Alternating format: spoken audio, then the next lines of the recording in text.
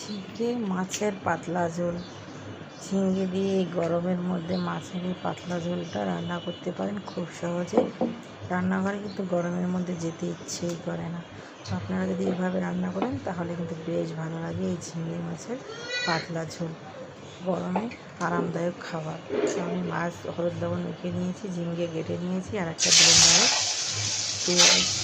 পেঁয়াজ কাঁচামরিচ আর tomato paste করে নিয়েছি। তারপর একটা কড়াইয়ের মধ্যে তেল গরম করে নিয়েছি, সরিষার তেল, তারপর দিয়ে দিয়েছি মাছগুলো হালকা করে ভেজে নিয়েছি। ভাজা হয়ে গেলে আমি ওই কড়াইতে দিয়ে দিয়েছি বেটে রাখা পেঁয়াজ, মরিচ, টমেটো পেস্ট। তারপর ভালো করে মশলাগুলো কড়াইয়ের মধ্যে আমি কষিয়ে নেব। কষানো হয়ে গেলে দিয়ে দেবো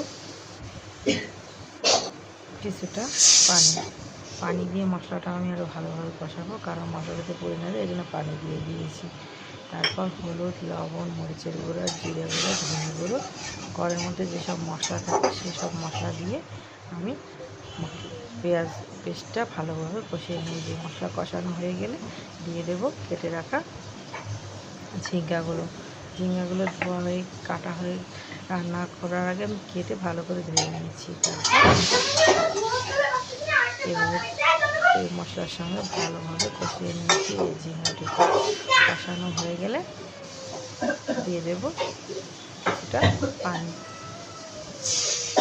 পানিগুলো যখন বলক এসে যাবে তারপর ওপর থেকে দিয়ে দেব মাছগুলো দিয়ে ঝিঙের সঙ্গে ভালোভাবে ঝোলটা যখন গাঢ় হয়ে আসবে তখন আমি গরম গরম ভাতের সঙ্গে সার্ভ করব এই ঝিঙে আলু মাছের ঝোল।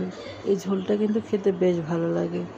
ঝিঙের তরকারিতে এমনিতে অনেক ভালো লাগে। তারপর আমি দিয়ে দিয়েছি ধনেপাতা কুচি, ধনেপাতা কুচি সরিয়ে দিয়ে গরম গরম নামিয়ে